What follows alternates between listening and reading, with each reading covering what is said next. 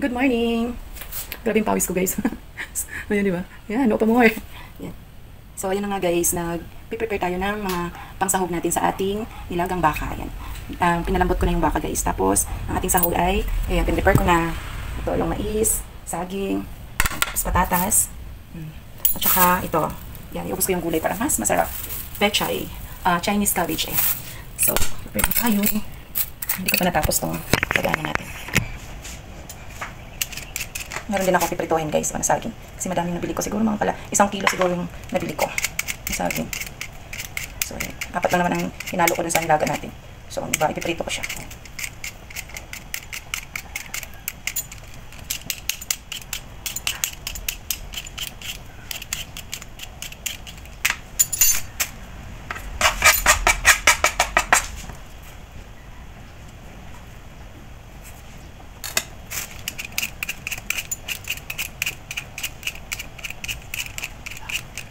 Kumbaga sa ngayon, yung costing ulit ng nilagang baka nasa 200 plus lang.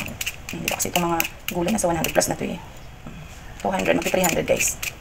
Kalahating baka lang naman binili natin. 300 plus. Okay na yun guys. Minsan kailangan natin din ng sabaw. Kailangan natin ng sabaw. So yan. Ganyan ang kalalaki. Hindi siya madurog. Tingnan natin siya ng ganyan. Kasi parang hindi siya madurog guys. Ayan, diba? Tapos nag-iisang sili. Lagyan ko siya nilaga ng sili para ang dagdag din siya. Ang ating gulay ay nasa na dito. 40 plus. Mahal pa siyang ilang guys. Pero, dami siya eh. Kuha lang siguro. Hindi ko siya ubusin. Masarap din kasi ito siya gisa. Hindi ko na siyang i-slice. Tapos nito ginawa ko. Gusto ko na siyang. Ayan, ganyan lang yung gulay.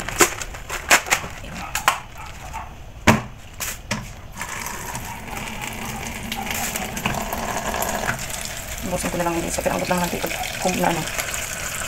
Pag naluto. Yung nalutuin natin guys, na ulam. Ang dinner na yan. Up to dinner na yan guys. Gulay natin guys. Lalagyan natin siya ng asin.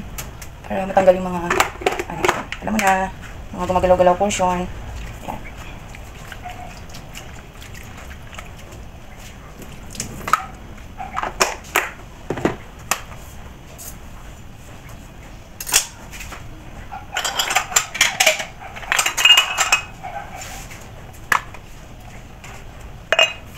Prepare na rin tayo ng ating pa.